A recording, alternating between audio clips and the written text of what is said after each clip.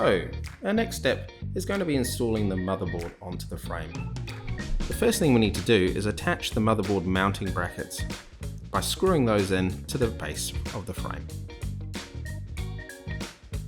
You want to use the holes exactly as shown here, because this is the best mounting bracket locations for the specific board that we're adding.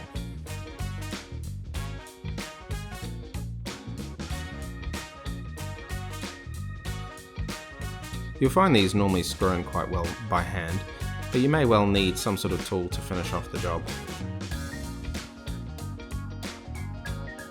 Once you've completed screwing in each of the motherboard holders, you may want to tighten these holders up.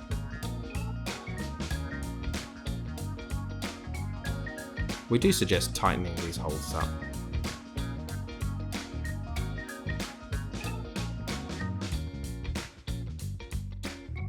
Be careful to ensure that all of the motherboard seating screws are screwed in tightly.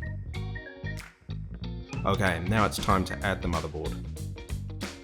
Carefully take your motherboard out of the static wrap that it's within.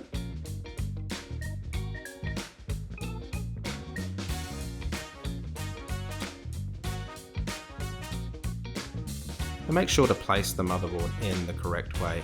You're going to want to have the ports facing towards the back.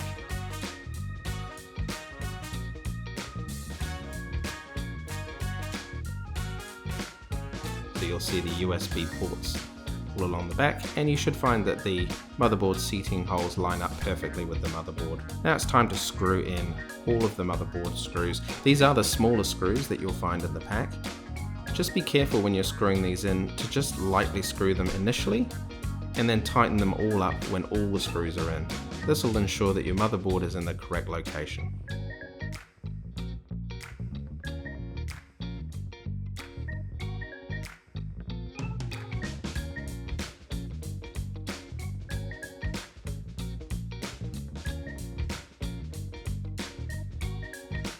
Make sure those screws are nicely tightened.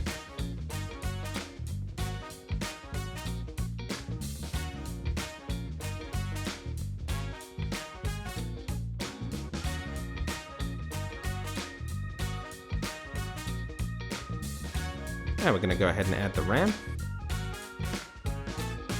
Make sure the RAM is firmly in there. And your CPU. Pull the CPU cover up. And then when you place the CPU in, make sure that the triangles match up. You can damage the CPU by placing it in the incorrect way, so make sure you've got the correct CPU for the board. For this TB250 board, we're using a 3900 Celeron CPU. Check the triangles down the bottom left corner match up. And now close the top, bring the lever back and close the lever. You should find the cover then easily comes off.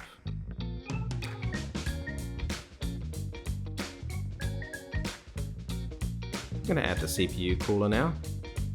Make sure that you've added thermal paste if your CPU cooler doesn't already have the thermal paste added to it. And lock in the CPU cooler in all four corners.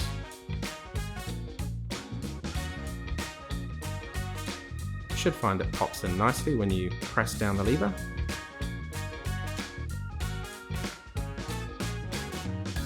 And lastly, you're going to want to plug in the CPU fan, and it'll go into the socket marked CPU fan.